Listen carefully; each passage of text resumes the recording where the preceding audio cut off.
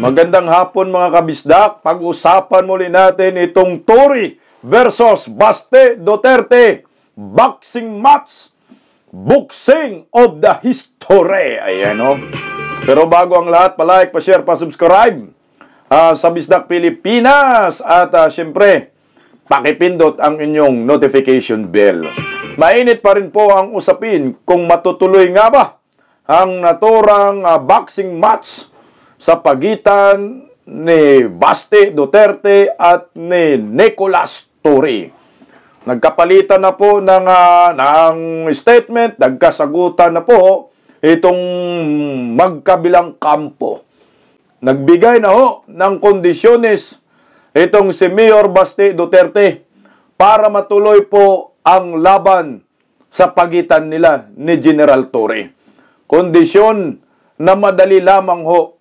Hair follicle drug test lang, sapat na. Pero ito mga kabisdak, tinawag po na duwag si Mayor Baste Duterte ni Montolfo. At itong si Torre, talaga namang hongpos-pusa na ang paghahanda sa laban nila ni Mayor Baste Duterte. Nag-jogging kahit ulan. Tindi talaga. Talagang seryoso si Angkol, ha? Ayun, ayun. Ito, kumpirmado pong Soler ang mag-sponsor sa naturang inaabangang laban ni Mayor Baste Duterte at ni Nicolas Torre. Nako, mukhang matutuloy po ito para sa akin, ha? Kasi ito, mukhang binibira ngayon si Mayor Baste ng mga basher, lalo na po itong si Tolpok, na tinawag po na duwag si Mayor Baste dahil umano sa mga kondisyonis.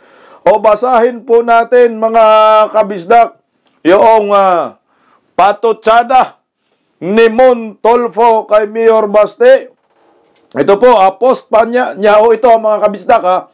Ang sabi niya, naduwag si acting Davao City Mayor Baste Duterte nang pinalagan siya ng PNP Chief Nicolas Torre sa hamon niya na magsuntukan sila. May kondisyon ang mayor. Papayag siya sa boxing match kung lahat ng mga opisyal ng administrasyon ni BBM ay magpa-drug test. Ayan na nga ang sinasabi ko. Mapapahiya si Baste dahil di niya paninindigan ang kanyang hamon. Sa mata ng taong bayan, siya ay duwag. Talawan sa Bisaya, kobarde sa salitang Kastila, coward sa salitang English.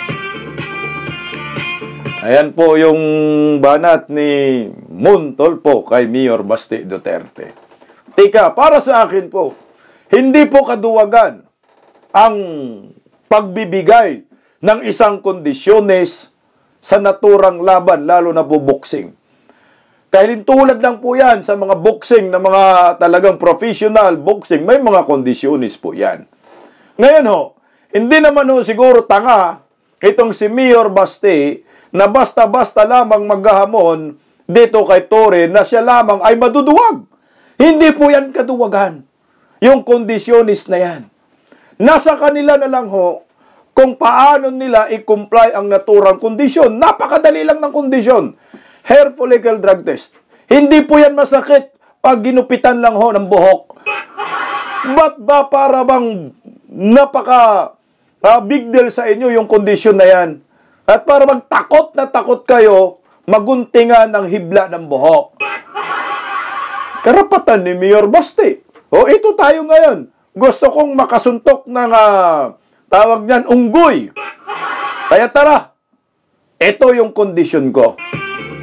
Alam niyo ho, mautak din to si Torre. May plano talaga to si Torre ata na tumakbo sa pagkasenador. Siyempre, pag pumayag dyan, si Mayor Baste, kahit talo si Torre, ayan, may spotlight siya. No, makakahanap siya ng mga supporters at baka magamit pa niya yan sa pagtakbo niya sa pagkasenador. Baka lang ha, tatakbo sa pagkasenador. Bakit ka interesado sa ganito, no? Pero, para sa akin, matutuloy po itong laban na ito. Oras na magpagunting ng buhok itong si Bangag. Kung hindi, positibo pa rin pa akong matutuloy. Bakit? iba ho talaga pag nasasaktan na yung pride mo. Maniwala ka sa akin sa hindi. Si Mayor Baste, lalaban yan ng suntukan. Lalo na ho ngayon, na meron ng negosyante na gusto mag-sponsor sa naturang laban. O, narito po, pakinggan po natin, mga kabisdak. Concert sa linggo. May nag-offer, may tweet si Senator Lacson na nag-offer daw po ang Soler North. Ibigay daw po yung venue. Ready sila sa venue, I can show up. Pero nakaset na actually ang Rizal Memorial Coliseum. A ring is already being set up there para sa Sunday. Pero parang wala pang reply siya, no? Nasa kanya na yan. Whether he shows up or not, may mga sponsors na nagsabi na mag-donate na lang ng pang-ayuda sa ating mga kababayan na nasalanta ng bagyo at Oy! baha. So sir, sa Sunday ng alas 9, nandun siya o wala, pupunta ka doon? Yes. Kasi kung wala naman siya, mag-distribute na lang kami ng ayuda. Ayuda kami. Mautak din eh. Sir, ito bang member ka sa PNPA ng boxing, dati? Ano no? Member ka sa PNPA dati? May mga sport tayo, ng kadete tayo.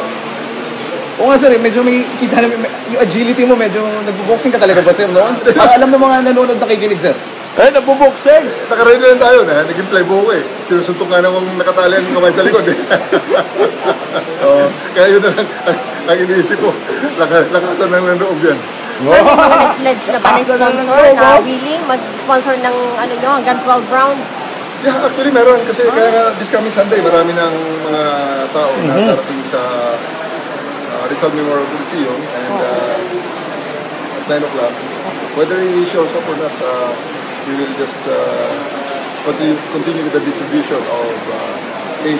Punta, mag-relief goods na pala kayo. Hindi may iwasan sir ng talagang, may mga batikos. Bakit kailangan patulan? Bakit kailangan gawin ito? Ang daming problema ng bayan. What are your thoughts sir? Anong komento niyo ron? But hindi naman sa patol, ano? There was a challenge made and I just saw an opportunity to raise funds at makatulong sa ating mga kababayan. So I just grabbed it. Sir, baka may message siya kay Mayor Baste. Na wala. Sa ating mga kababayan, ako nagpapasalamat lamang sa kanilang mga interest, sa interest na mga binigay sa event na ito. At maraming salamat sa mga nagsuporta, sa mga nag-pledge ng ayuda sa ating mga kababayan. Ang pinaka-importante rito, ang ating mga kababayan na magiging beneficiary nitong event.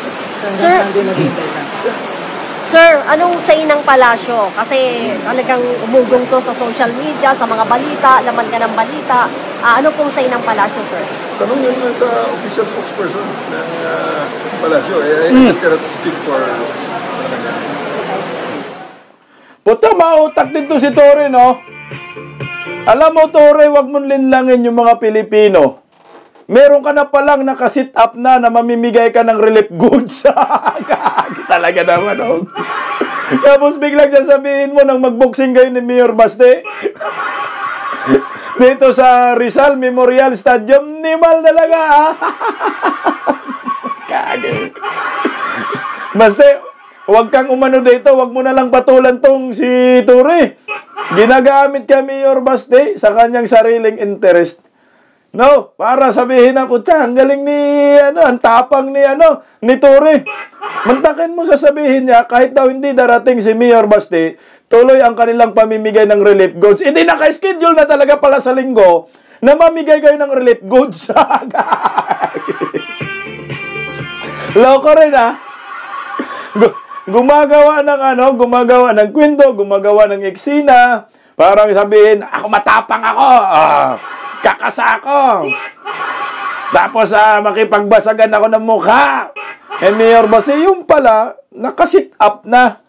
Nakaplano pala na itong si Tore namimigay talaga ng relief goods ngayong Sunday.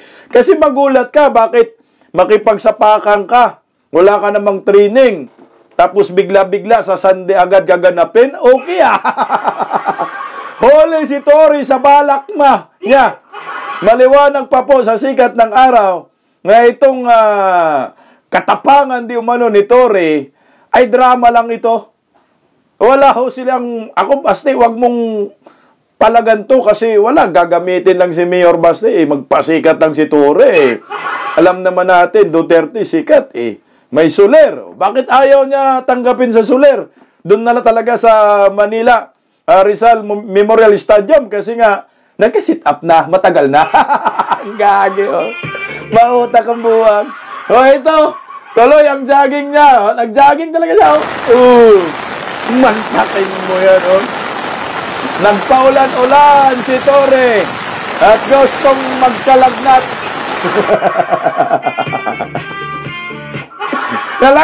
Talagang dinidibdib na ni Torre ang kanyang pag-jogging, no? Para di umano sa laban ngayong linggo. Pero Nimal, matagal na palang plano nila na mayroong activity sa Rizal Memorial Stadium. So kinukunik lang niya kay Mayor Baste para sabihin si Baste ay maduwag, naduwag. Mautak din, ha?